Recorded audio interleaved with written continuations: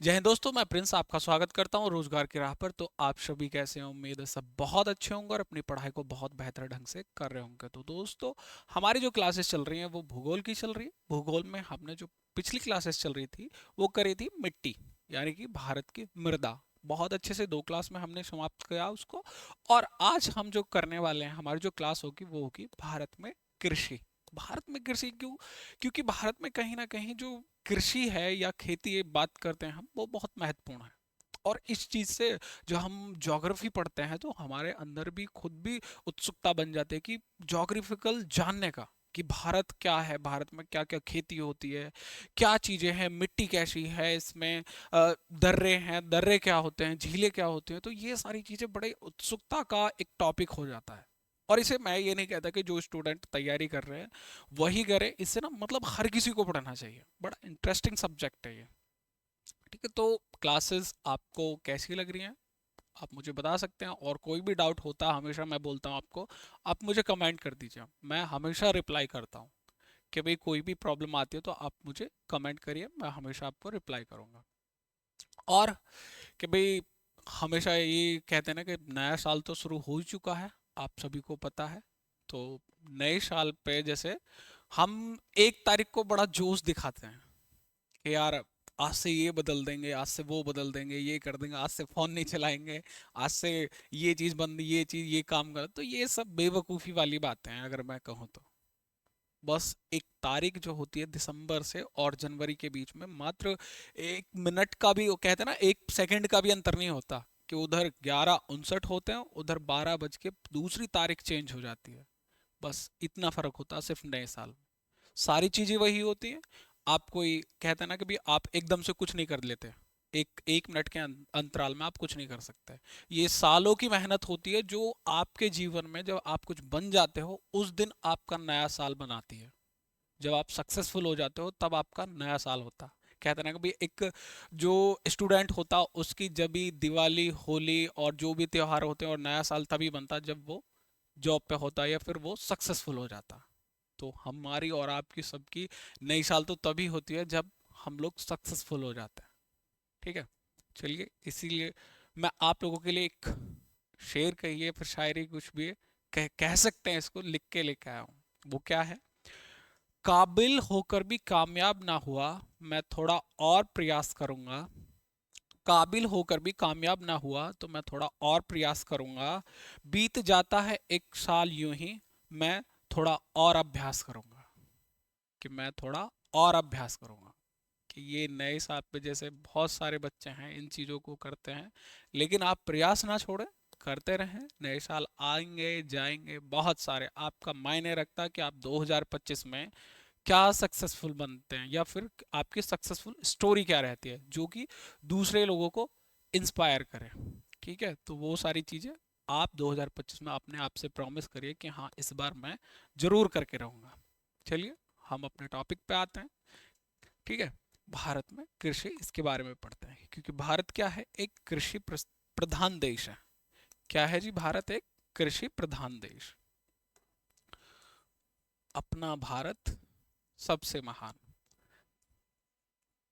भारत एक कृषि प्रधान देश है। क्योंकि आज भी इसमें एक 3 सेक्टर होते हैं, आप लोगों ने अगर इकोनॉमिक्स पढ़ी हो, 3 सेक्टर होते हैं। एक प्राथमिक सेक्टर होता है, एक द्वितीयक और एक तृतीयक सेक्टर। अगर आज भी हम बात करें कि प्राथमिक सेक्टर में क्या आती है, ये आपकी कृषि आती है। और कृषि से लगभग आपका 60% लोग आज भी जुड़े हुए हैं जिनकी आजीविका कृषि से चलती है। ये नहीं कि भाई कृषि कृषि से ही आजीविका चलती है। 60% लोग आज भी, भारत की जो पॉपुलेशन है उसमें से लगभग 60% लोग किससे जीविका चलती है? तो वो चलती है आपकी कृषि से। क्योंकि इनसे उत्पादन होता है, लोगों को थोड़ा रोजगार मिलता है, रोजगार मिलता है फिर उनकी जीविका भी चलती है ऐसे ही। और सबसे ज्यादा अगर जीडीपी की बात करें हम, कृषि में जीडीपी का कंट्रीब्यूशन लगभग 15 से 20% है। हमारी जो जीडीपी है इंडिया की इकोनॉमी, जो जीडीपी में कितना कंट्रीब्यूशन है? लगभग 15 से 20%। और सबसे ज्यादा किसका है? जो आपका तृतीय सेक्टर आ जाता है, यानी कि सेवा क्षेत्र। हम लोग क्या कर रहे हैं? हम लोग जैसे थोड़ा समझिए इस चीज को, हम लोग क्या कर रहे हैं? सेवा दे रहे हैं। चाहे अभी हम लोग फ्री पढ़ा रहे हैं, आने वाले समय में जैसे अगर हम अपना कोर्स, अपनी ऐप लॉन्च करते हैं, कोर्स निकालते हैं, उसके माध्यम से हम आपको क्या देंगे, सेवाएं प्रदान की जाएगी। वो किस में आती हैं सारी चीजें, वो आती हैं आपकी जो सेवा क्षेत्र है, वो तृतीय क्षेत्र में, या टर्सरी सेक्टर उसको बोलते हैं। तो ये किस में आएंगे सारी चीजें, ये आएंगे आपकी सेवा क्षेत्र में। द्वितीय क्षेत्र में क्या आता, जो मैन्युफैक्चरिंग बनता। तृतीय क्षेत्र में क्या आता, फाइनल प्रोडक्ट। ये सारी चीजें वैसे किसकी हैं, आपका इकोनॉमिक्स, जब आप इकोनॉमिक्स पढ़ेंगे तब इस चीज को और देखेंगे अच्छे से, ठीक है। अभी हम क्या पढ़ रहे हैं, भारत में कृषि। तो भारत कृषि प्रधान देश है एक, और लगभग लगभग 60% लोग, 60% पॉपुलेशन,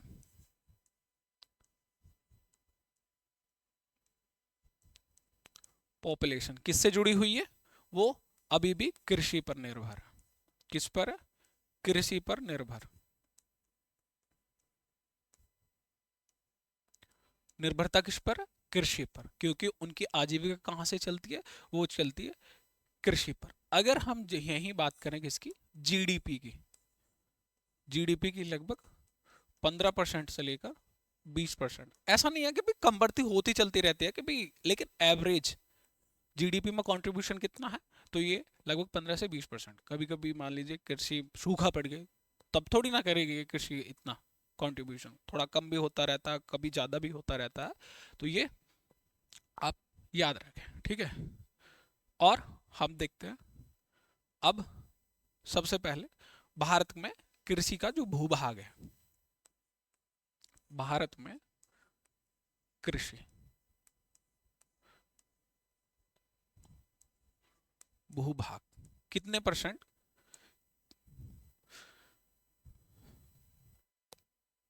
यहाँ 51% पर क्या की जाती है आपकी, 51% पर जो क्षेत्रफल है जिसमें कृषि या खेती की जाती है, उसमें 51% पर क्या की जाती है, खेती। भारत का जो क्षेत्रफल है, यही बात करें हम 4% पर, क्या, चारागाह। 4% पर क्या है, चारागाह। और 24% पर क्या है आपका, बंजर भूमि। बंजर भूमि कैसे, जिस पर कोई पैदावार नहीं दे, इसको ऊषर भी बोलते हैं, बंजर भी बोलते हैं, ठीक है। तो ये क्या है, 24% पर ये। और आपका 21% पर क्या है, वन, या फिर जंगल।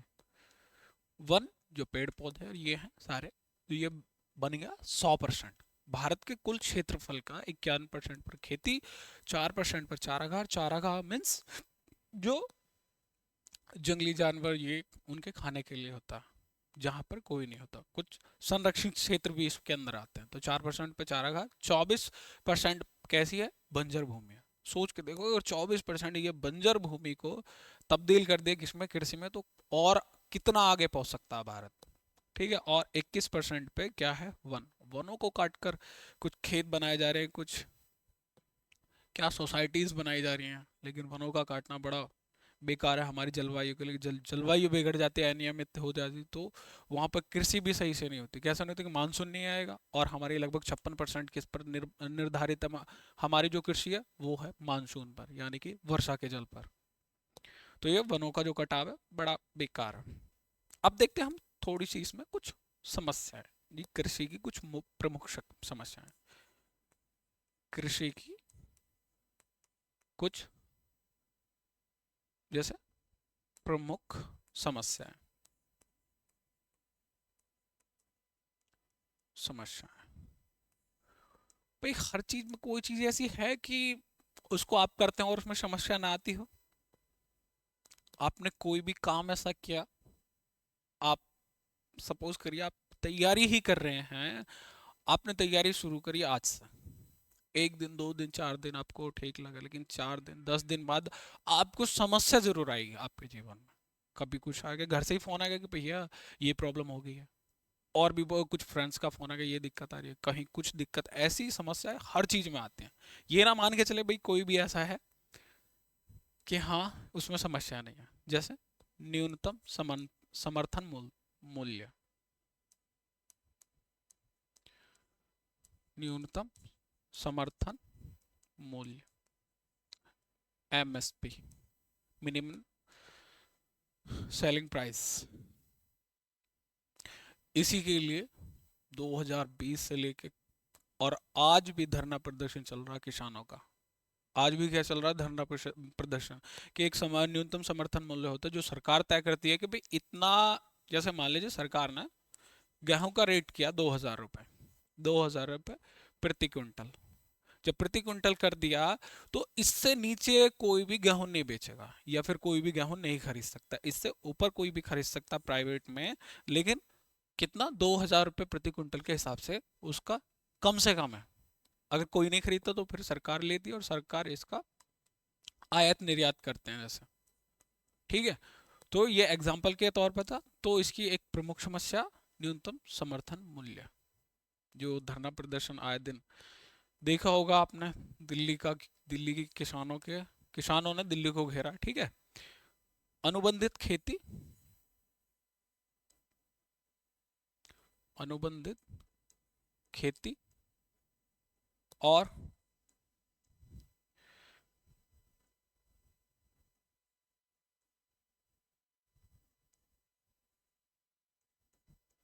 इनोमिंग खेती। और क्या है समस्या में? मानसून पर निर्भरता, मानसून पर निर्भरता। क्या है जी? मानसून पर निर्भरता। मानसून ऐसा भी हो सकता है कभी बहुत ज़्यादा आगे बहुत कम आगे, इस तरह से भी तो हो सकता है। कभी आए नहीं, कभी सूखा पड़ गया, तो उसका मानसून पर बहुत इम्पैक्ट पड़ता। और यदि बात करें कि भाई मानसून की निर्भरता लगभग 56% आज भी खेती इसी पर निर्भर। किस पर? जो वर्षा पर। और लगभग 44% किस पर है? तो वो है सिंचाई पर। कितनी? 44% आपके सिंचाई पर। यदि हम बात करें सिंचाई में कि सिंचाई में आता क्या क्या है, ये भी तो होगा कि भाई सिंचाई कैसे होती है। हमारे और आपके जो क्षेत्र हैं इसमें सारे ट्यूबवेल वगैरह से होती है, जिनको हम नलकूप ट्यूबवेल बोलते हैं। तो ट्यूबवेल या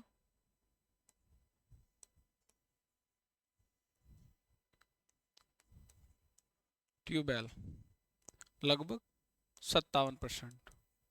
कितने? 57% ट्यूबवेल से। और आपका जो नहरें या कैनाल, कितने परसेंट? 32%। 7 से 8% तालाब से। 7 से 8%।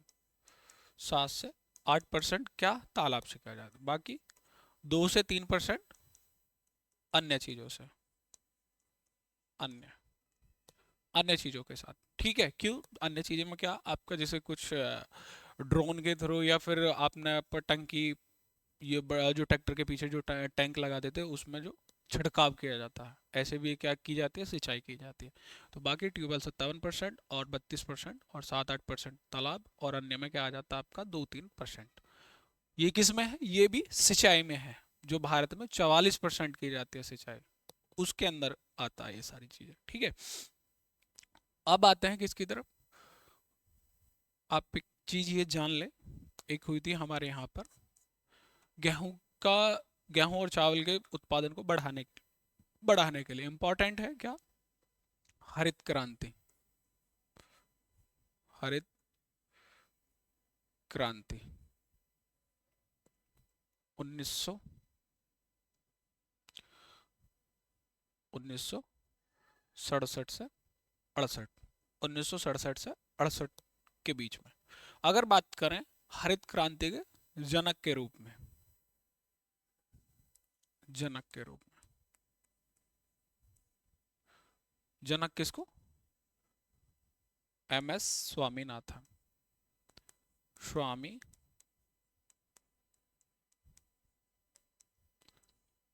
MS स्वामीनाथन। इस बार 2024 में इनको क्या मिला है, तो भारत रत्न पुरस्कार भी मिला है। और इस बार 2024 में 5 लोगों को एक साथ भारत रत्न दिया गया, जिसमें से MS स्वामीनाथन जी भी थे, और लाल कृष्ण आडवाणी, लाल कृष्ण आडवाणी जी थे, और कौन थे, चौधरी चरण सिंह जी थे, और कौन थे, तीन हो गए, दो और थे जो मुझे याद नहीं आ रहा, आप मुझे कमेंट करके बता सकते हैं भैया, दो ये लोग थे, ठीक है। तो जनक के रूप में, जो हरित क्रांति के जनक के रूप में किसे जाना जाता, MS स्वामीनाथन। ये कहाँ थे, ये हैं आपके भारत में। यदि वर्ल्ड की या दुनिया की बात करें कि दुनिया में हरित क्रांति के जनक के रूप में किसे जाना जाता, वो जाना जाता नॉर्मन बोरलॉग। नॉर्मन बोरलॉग, ये किस में जाना था, यूएस से, जो आपका मैक्सिको यूएस से, या फिर दुनिया की जो हरित क्रांति थी वो किसको जाना जाता, नॉर्मन बोरलॉग को, ठीक है। और भारत में द्वितीय हरित क्रांति कब हुई थी, ये तो फर्स्ट होगी। जो द्वितीय थी, यानी कि दूसरी बार जब हुई, वो कब हुई, तो वो कब हुई थी, 1983 84 में। कब हुई थी, तो 1983 84 में, ये भी आप लोग याद रखें। एक और जानते हैं हम, और इसमें किसका सबसे ज्यादा जो उत्पादन बढ़ा था, वो किसका बढ़ा था, वो बढ़ा था आपका गेहूं का। पहले ना गेहूं ऐसा मानते कि बहुत कम होता था, जैसे हमारे पाँच, किसी के 5-10 बीघे, तो उसमें 5-10 धड़ी ही हो पाता था। ये नहीं कि बहुत सारा जैसे अभी निकल गया था, कि 10 मन बीघे का, ऐसा इस तरह से पहले नहीं होता था। अब की बार तो दो दो, दो ढाई ढाई, 3-3 कुंटल बीघे के हिसाब से निकल गया था। ये भी मैं छोटे विषय की बात कर रहा हूँ, अपने खेतों की बात कर रहा हूँ, मैं किसी और की बात नहीं कर रहा। लेकिन पहले नहीं होता था, पहले तो 50 किलो ही बड़ा मुश्किल हो जाता निकालना। लेकिन जब हरित क्रांति आई और नए किस्म के बीजों का सृजन हुआ, और फिर उसके बाद में रासायनिक उर्वरकता, यानी कि रासायनिक जो खाद है उनका प्रयोग किया जाने लगा, तो अब तो 3-3 कुंटल बीघे के भी निकल जाते हैं गेहूं। तो द्वितीय क्रांति कब थी, ये थी 1983 में। एक थी श्वेत क्रांति। श्वेत श्वेत क्रांति ये किसके लिए थी, ये थी आपकी दूध के लिए। श्वेत से आपको नाम पता चल रहा, श्वेत क्रांति। श्वेत क्रांति किसके लिए थी, तो दुग्ध उत्पादन के लिए। और सबसे ज्यादा दुनिया में दूध उत्पादन कौन करता है, तो भारत करता है। इसके कौन थे, जो जनक थे, doctor V Kurien. Doctor V Kurien, ठीक है। अब चलते हैं हम, जो भारत में जो फसल की तंत्र है, यानी कि फसलीय तंत्र,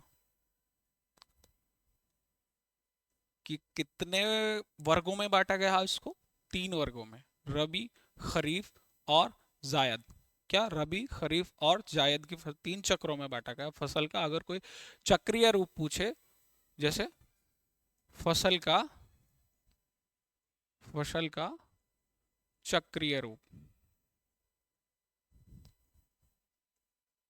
चक्रीय रूप कितने वर्गों में बांटा है इसको, तो इसको बांटा है 3 वर्गों में। और जैसे मैंने आपको पिछली क्लासेस में, जब हम मृदा पढ़ रहे थे, सॉइल पढ़ रहे थे, तो उसमें क्या बताया था कि जो भारत का कृषि अनुसंधान केंद्र है, उसको भारत की मिट्टी को कितने भागों में बांटा, तो वो बांटा उसको 8 भागों में। तो ये भी ऐसा ही है कि जब इसको फसलीय चक्र के रूप में बताएं, तो इसको कितने वर्गों में बांटा, इसको बांटा आपके 3 वर्गों में। कितने वर्गों में, 3 वर्गों में। अब देखते 3 वर्ग कौन कौन से, और इनको हम कह सकते हैं ऋतुओं के आधार पर भी। ऋतुओं के आधार पर, किस पर, ऋतुओं के आधार पर। कि भाई, जब ऋतुएं कितने, 4 ऋतुएं होती हैं हमारी, शीत ऋतु, ग्रीष्म ऋतु और वर्षा ऋतु, और क्या, शरद ऋतु। तो ऋतुओं के आधार पर भी कितने वर्ग होंगे, ये 3 वर्ग होंगे। कोई आपसे फसलीय चक्र पूछ ले, या फिर ऋतुओं के आधार पर पूछ ले कि इसका वो बताइए कितने वर्गों में बांटा। तो ये कितने में, आप बताएंगे 3 वर्गों में। अब वो देखते हैं कौन कौन से। सबसे पहले आती है रबी। मतलब फर्स्ट तो आप कोई भी ले सकते हैं, जैसे रबी फसल। नंबर 1 रबी फसल। नंबर फर्स्ट ऐसे नहीं आएगा कि हाँ भाई फर्स्ट पे आप रबी ही लिखें, कुछ भी ले सकते हैं आप। रबी, खरीफ, खरीफ फसलें। नंबर थर्ड जायद,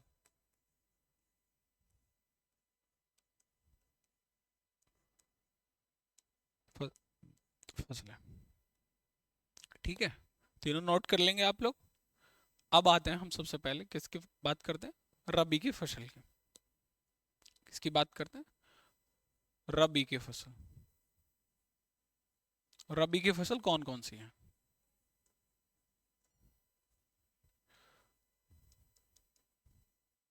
रबी की फसल कब बोई जाती है, तो ये बोई जाती है अक्टूबर और नवंबर।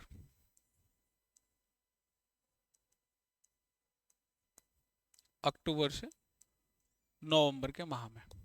कब बोई जाती है, अक्टूबर नवंबर माह में। ये मोस्टली क्या है, जैसे हमारे इस तरफ अगर हम बात करें गेहूं, सरसों और सरसों और मटर, ये किस में बोई जाती है, तो ये बोई जाती है अक्टूबर नवंबर के माह में। ज़्यादातर हमारी तरफ जो अगर देखें, हमारा जो ये क्षेत्र है, बुलंदशहर, हापुड़ और ये मेरठ का, जो मेरठ मंडल के आसपास के आता है, यहाँ ज़्यादातर गेहूँ बोते हैं सब। तो ये कब बोता है, तो अक्टूबर नवंबर के माह में। ठीक है, और देखते हैं इसकी। और ये फसल जो होगी सिंचाई पर आश्रित फसल होगी। सिंचाई पर, सिंचाई पर आश्रित फसल कैसी होगी, सिंचाई पर आश्रित। ठीक है, क्यों सिंचाई पर आश्रित, क्योंकि इस समय मानसून नहीं आता है। क्या नहीं आता, मानसून नहीं आता। मानसून कब आता है, वर्षा ऋतु, यानी कि आपकी जो जून जुलाई की जो फसल होगी। ठीक है, अब देखते हैं इसकी। और इसको, हाँ, ये इसकी कटाई कब होती है, इसकी कटाई होती है मार्च से लेकर, ये कब होगी, बुआई, बुआई। अगर बात करें मार्च से लेकर अप्रैल तक, इसकी क्या होगी, कटाई हो जाएगी। क्या हो जाएगी, कटाई हो जाएगी। ठीक है, ये आपने देख लिया। अब देखते हैं इसमें और कौन कौन से प्रमुख इसकी फसलें हैं। जैसे गेहूं, गेहूं, सरसों, सरसों, जौ, चना, अलसी। कभी कभी क्वेश्चन पूछ लेता ना कि बताइए ये कौन सी रबी की फसल है, तो इस तरह से पूछ लेता आपसे कभी। मटर, आलू, आलू और राई। राई भी कैसी होती है, कुछ सरसों की तरह होती है। सरसों की तरह वो कैसी होती है, राई होती है। ठीक है, और आदि। इतनी ज्यादा फसलें हैं कि मोस्टली हमारे हम इन्हीं से क्वेश्चन पूछ लेता ज्यादातर। तो ये फसलें किस में आती है, ये आती है रबी की फसल में। इंपॉर्टेंट क्या है, अक्टूबर नवंबर में इनकी बुआई होती है और मार्च अप्रैल के आसपास इनकी कटाई शुरू हो जाती है। यानी कि मार्च से लेकर कटाई शुरू होकर और अप्रैल तक फिनिश ही हो जाता है लगभग में। ठीक है, अब आते हैं हम किस में, आपकी खरीफ की फसल। कितना समय होगा, ठीक, खरीफ की फसल, खरीफ की फसल। सबसे पहले बात करते हैं, ये बोई कब जाती है, बोई कब जाती है, जून से लेके, जून जुलाई में इसकी बुआई होती है जून जुलाई में इसकी क्या होती है, बुआई। और सितंबर, नहीं, हाँ, सितंबर से लेकर अक्टूबर और नवंबर तक इसकी क्या होती है, कटाई हो जाती है, कटाई हो जाती है आपका। फिर इसके बाद में क्या शुरू हो जाता है, फिर आपके रबी की फसल शुरू हो जाती है, रबी के बाद में फिर क्या आती है आपकी जायद की फसल। तो जून जुलाई में इसकी बुआई हो जाती है खरीफ की, और इसकी कटाई कब होती है, अक्टूबर नवंबर में इसका कट जाती है ये फसल। और ये फसल किस पर निर्भर होती है, ये मानसून पर निर्भर होती है, मानसून पर निर्भर फसल, मानसून पर निर्भर फसल, निर्भर फसल, कौन सी, खरीफ की।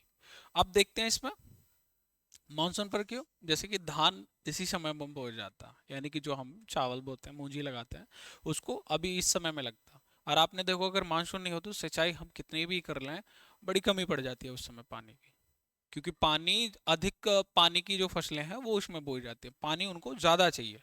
जब ज़्यादा चाहिए तो इसमें मानसून पर निर्भर होता है, और मानसून इसी समय आता है जो वर्षा ऋतु। ठीक है, अब देखते हैं उसके उदाहरण, किसका एग्जाम्पल के तौर पर, कौन कौन सी फसलें, फसलें कौन कौन सी है, फसलें कौन कौन सी है। आपका धान, सबसे पहले क्या आ जाता है आपका, धान, ज्वार, बाजरा,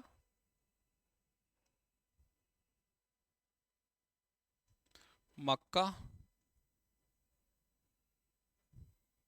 मक्का, जूट, मूंग, मूंग, और उड़द,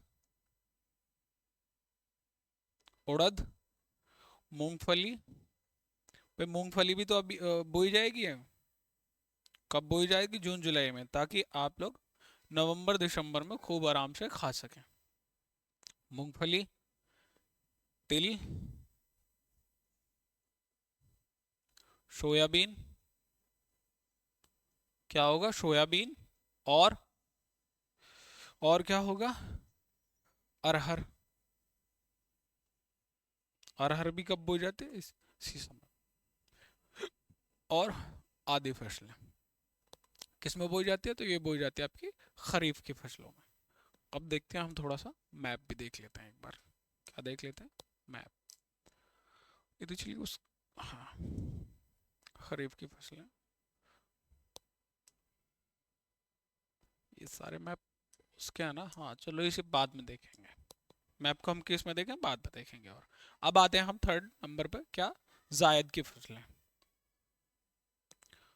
नंबर थर्ड, जायद की फसलें, जायद की फसलें, या नंबर थर्ड पे क्या, कौन सी फसल आती है हमारी, जायद की फसल। फर्स्ट पे रबी, सेकंड पे आपकी खरीफ, और थर्ड पे क्या, जायद की फसल। ये कब से कब तक बोई जाती है, तो ये मार्च अप्रैल में इसका बोना होता है, मार्च अप्रैल में, मार्च और अप्रैल में इसकी बुआई,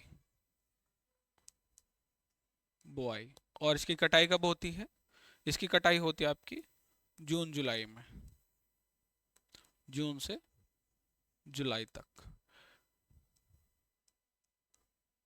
माह को देख के आप कंफ्यूज तो नहीं हो जाते, क्योंकि ऐसा होता है कभी कभी कुछ चीजें लेट हो जाती, कुछ चीजें कभी कभी जल्दी हो जाती।